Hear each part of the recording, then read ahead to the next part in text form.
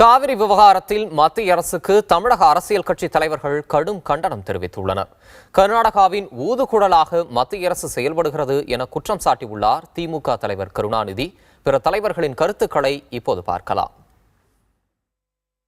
உச்சநீதிமன்றம் வழங்கியிருக்கிற வரலாற்று சிறப்பு இந்த தீர்ப்பை உடனடியாக மத்திய சர்க்கார் செயல்படுத்தி காவிரி நதிநீர் மேலாண்மை வாரியத்தை அமைப்பதற்கு உடனடியாக நடவடிக்கை எடுக்க வேண்டும்.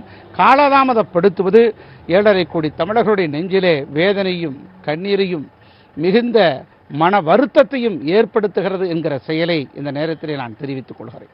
ஒரு மத்திய அரசாங்கமே உச்ச நீதிமன்றத்தினுடைய ஆணைக்கு எதிர்ப்பு தெரிவிக்கிற நிலை உருவானால் மற்ற மாநிலங்கள் ஏன் அதை பின்தொடராது? நாளைக்கு அடுத்த ஒரு தனி குடிமகன் கூட உச்ச நீதிமன்றத்துக்கு இந்த அதிகாரம் இல்லை என்று சொல்வதற்கு எவ்வளவு நேரமாகும்? ஆக ஜுடிஷியரியினுடைய தத்துவத்தையே ஒரு கேள்விக்குறியாக்கி இருக்கிறது இன்றைக்கு மத்திய அரசு. உச்ச நீதிமன்றத்தினுடைய தீர்ப்பை மத்திய அரசே மதிக்கவில்லை என்றால் பிறகு நாட்டில் உள்ள பிரஜைகளோ மக்களோ மற்ற அமைப்புகளோ அவர்களெல்லாம் எப்படி எதிர்காலத்திலே கட்டுப்பட்டு செயல்படுகிற சூழ்நிலை ஏற்படும். ஆக மத்திய அரசு உச்சநீதிமன்ற தீர்ப்பை மதித்து காவிரி நதிநீர் மேலாண்மை வாரியத்தை ஏற்படுத்த வேண்டும். தண்ணீரை உச்சநீதிமன்ற தீர்ப்பின்படி திறந்துவிட வேண்டும்.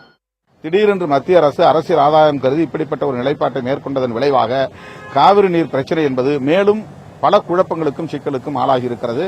கர்நாடக அரசு உச்சநீதிமன்றத்தை அவமதித்த நடவடிக்கையை மத்திய அரசு இப்போது அங்கீகரித்ததை போல் ஆகியிருக்கிறது.